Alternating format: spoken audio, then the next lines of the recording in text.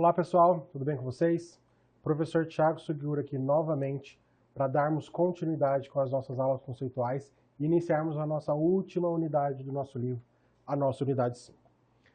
Nessa unidade, a gente já viu ao longo da nossa disciplina as medidas descritivas, a gente já viu um pouquinho sobre a teoria das probabilidades, a distribuição de probabilidades discretas e contínuas. Aqui a gente vai colocar um pezinho na parte inferencial, tudo bem? A gente vai começar a entender um pouquinho sobre a estatística inferencial e como que a gente consegue obter informações e extrapolar informações, tá? Nessa primeira aula, eu quero entender um pouquinho sobre a relação entre duas variáveis. Então, eu tenho uma variável que se comporta de uma maneira, eu tenho uma outra variável que se comporta de uma outra maneira. Será que esse comportamento entre as duas está relacionado? E aí? Essa é a pergunta que a gente precisa responder, tudo bem? Quando a gente vai fazer uma pesquisa, de mercado, e não importa o objetivo da pesquisa, a gente sempre vai colher mais de uma informação. A gente vai colher várias informações para a gente conseguir obter a maior quantidade de respostas possíveis. E será que essas informações que a gente vai coletar, será que uma influencia na outra? Como assim, professor, se uma influencia na outra? Duas variáveis clássicas para se utilizarem aqui na correlação é altura e peso. Será que uma pessoa muito alta tende a ter um peso maior? Será que uma pessoa muito baixa tende a ter um peso menor? Será que essas duas variáveis estão de alguma maneira relacionadas? Essa é a ideia, tudo bem? Mais precisamente aqui, não se assustem com essa fórmula, mais precisamente aqui, a gente está interessado numa relação linear. E o que eu quero dizer com uma relação linear? Eu quero dizer que, enquanto uma variável está subindo, por exemplo, está aumentando, a outra variável ela também vai aumentar ou diminuir com a mesma proporção, da mesma velocidade. Uma não pode subir muito mais do que a outra está subindo, tudo bem? As duas têm que se relacionar linearmente, tudo bem? Bom, como que a gente mede isso? Será que eu passei alguns slides? Não. Como que a gente mede essa relação? Ou seja, qual que é a força de relação entre essas duas variáveis? A gente mede ela por meio do coeficiente de correlação de Pearson. E é essa pequena fórmula que está exibindo aí para vocês. Tudo bem? Então aqui que a gente vai medir o grau de relação entre essas variáveis. Mas não se preocupem porque parece ser muito difícil, mas não é. Tudo bem?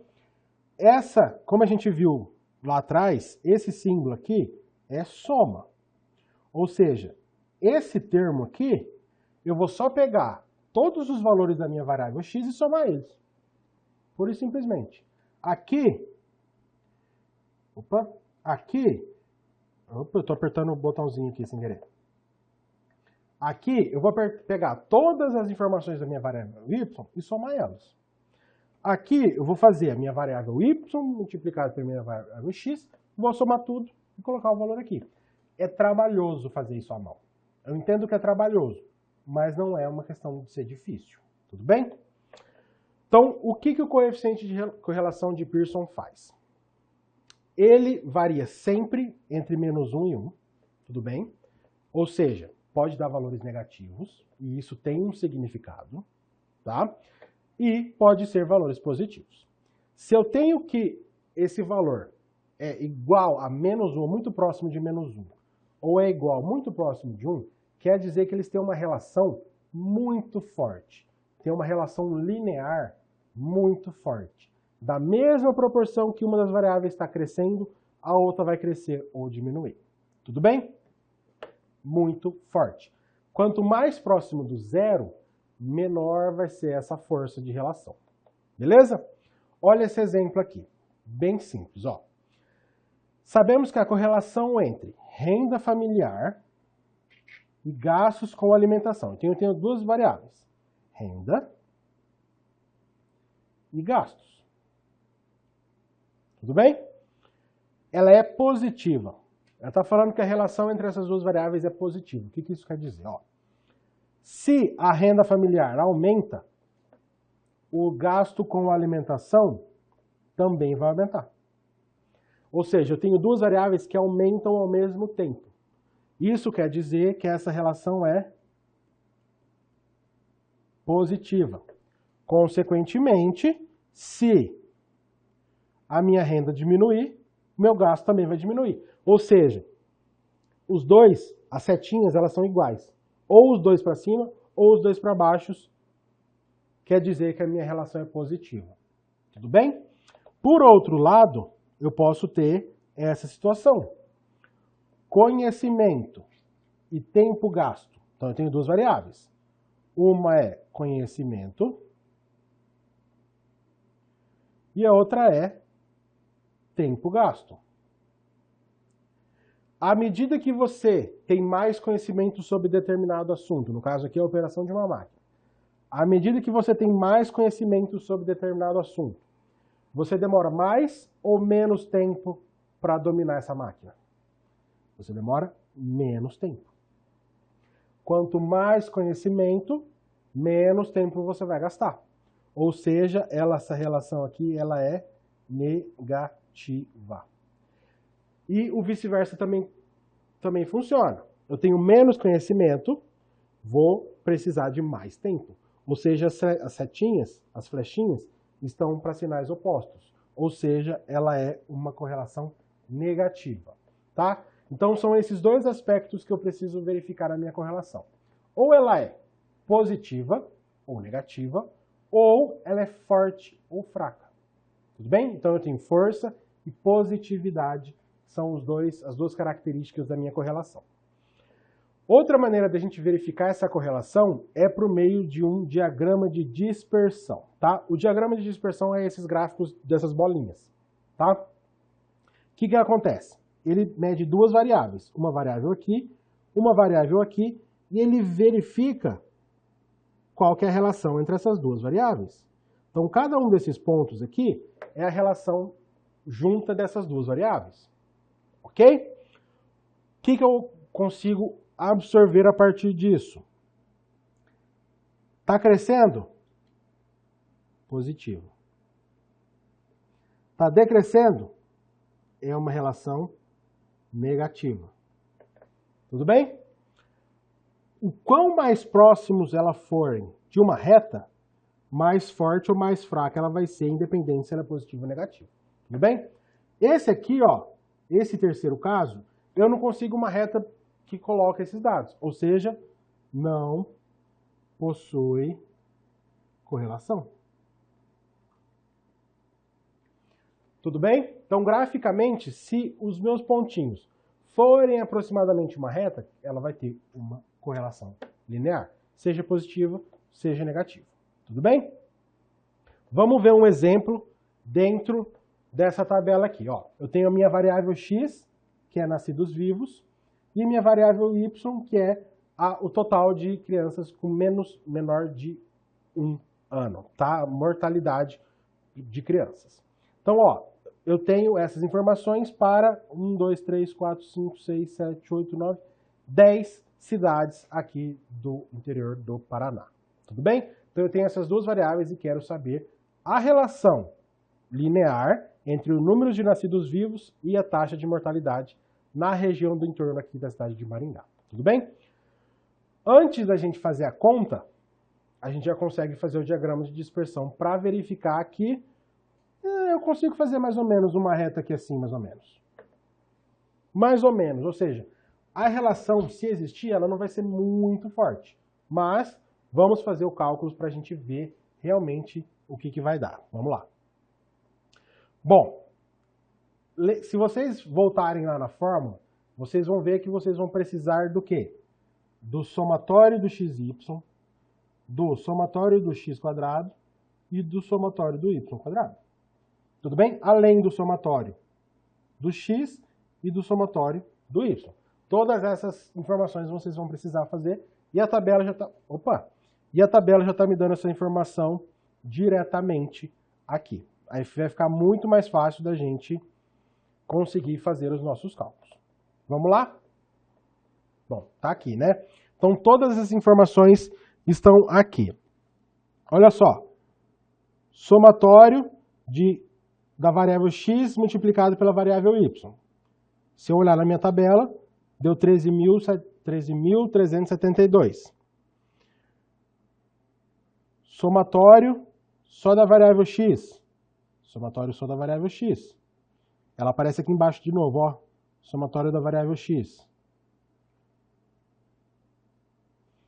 Tudo bem?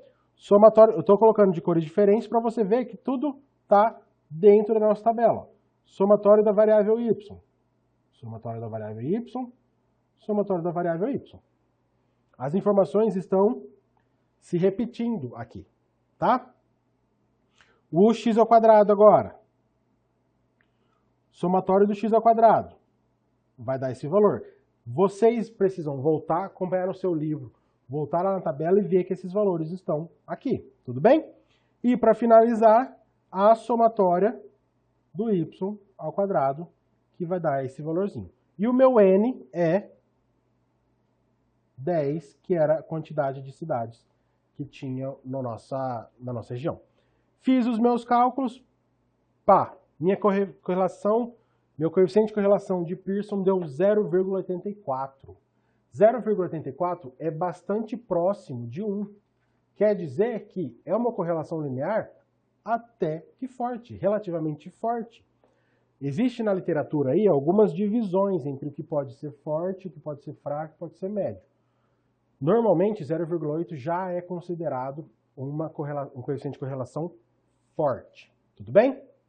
Ou seja, existe sim uma forte relação linear entre os nascidos vivos e a taxa de mortalidade nas cidades próximas de Maringá. Beleza? Dando continuidade, a gente tem o coeficiente de correlação. Agora a gente vai ter o coeficiente de determinação. O que ele faz? Ele expressa a porcentagem de variação dos valores de y em relação aos valores de x. Ou seja, o quão um está sendo explicado pelo outro. Tudo bem? Esse valor, agora ele é só positivo, não tem mais valor negativo. Varia de 0 a 1, próximo de 1, a variação conjunta das duas é maior. Tudo bem? Ou seja, a variável x dá um resultado na qual a variável x pode ser explicada pela variável y. Então, da maneira que o coeficiente de correlação verifica se as duas estão relacionadas, o coeficiente de determinação vai falar se uma pode ser explicada pela outra. Tudo bem? Os dois coeficientes são muito importantes, tá? Como que eu calculo o coeficiente de determinação? Simples. R ao quadrado. Tudo bem? É só pegar o meu coeficiente de correlação e elevar ele ao quadrado. Tudo bem? E o símbolo dele é um R maiúsculo ao quadrado. Ok? Então eu tenho o coeficiente de correlação linear, que é o Rzinho. Elevo ele ao quadrado, eu encontro o coeficiente de determinação. Tudo bem? Lá atrás eu tinha... Isso aqui ao quadrado, isso. Tinha o meu coeficiente de correlação que deu 0,84. A hora que eu elevo esse valor ao quadrado, meu coeficiente de determinação deu 0,7, que também é um valor consideravelmente alto, tá? Então tem uma variação conjunta boa desses dados. Beleza? Galera, nossa primeira parte dessa unidade fica por aqui. Duas definições muito importantes que vocês precisam ter. Coeficiente de correlação linear vai medir a relação linear entre essas duas variáveis. Se é uma correlação positiva, se é uma correlação negativa e a força delas. E o coeficiente de determinação vai me garantir se, através de uma das variáveis, eu consigo explicar a outra. Ou seja, eu já não estou mais no mundo de querer simplesmente resumir as variáveis.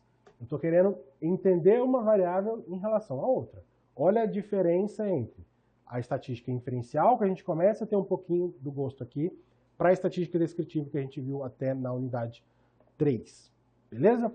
Na nossa próxima aula, nossa última aula do curso, nós iremos entrar de fato na estatística inferencial por meio das regressões lineares.